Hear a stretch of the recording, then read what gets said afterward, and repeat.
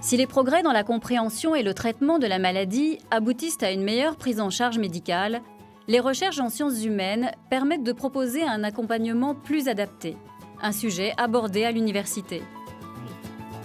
Quand on va être confronté à l'annonce d'un diagnostic d'un cancer, on va essayer de faire face à cette situation. Donc, est-ce que cette situation elle est stressante pour moi ou pas ?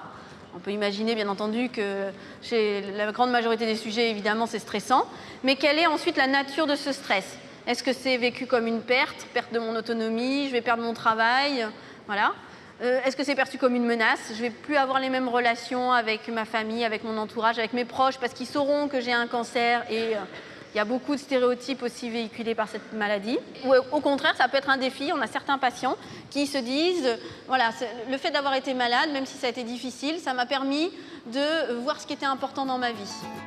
L'annonce d'un cancer entraîne généralement choc et détresse. Une réaction que les chercheurs en psychologie étudient de plus en plus finement, sur la durée, pour mieux accompagner les patients.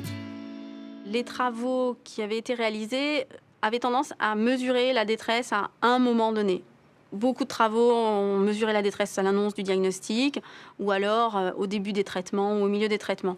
Là, les travaux que je mène actuellement, c'est d'essayer de voir comment cette détresse évolue. Et ce n'est pas tant le niveau de détresse, mais c'est plutôt est-ce que ce niveau de détresse va être très élevé tout le temps ? Est-ce qu'au contraire, ce niveau de détresse va diminuer ou augmenter à rebond ? Donc, ce qui est intéressant, c'est effectivement, si on arrive à bien identifier ces trajectoires de détresse, de pouvoir repérer les sujets, dans quel groupe ils vont être. Est-ce qu'ils vont être en bas et donc finalement, ils vont peut-être avoir besoin d'un petit soutien psychologique au départ, mais finalement, c'est ce que certains auteurs anglo-saxons appellent ça des résilients. C'est-à-dire des sujets qui, malgré le fait qu'ils soient confrontés à des événements de vie stressants, vont arriver à faire face par eux-mêmes.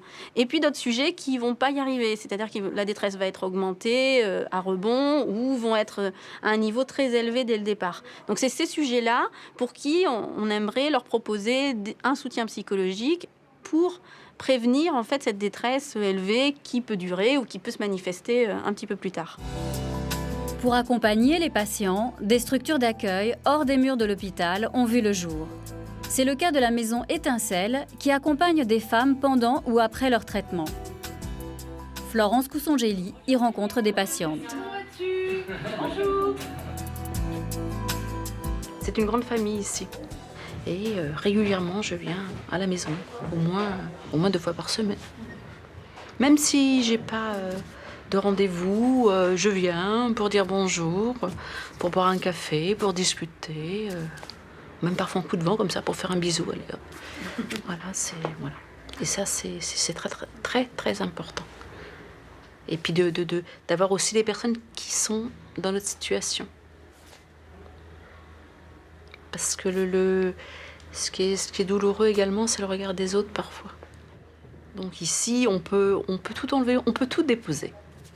Les résultats de nos recherches tentent à montrer que la façon dont on fait face à la maladie, le fait d'être très entouré par son entourage, ça améliore la qualité de vie. Donc on va se servir de ces résultats pour proposer des prises en charge individualisées et essayer d'optimiser nos prises en charge.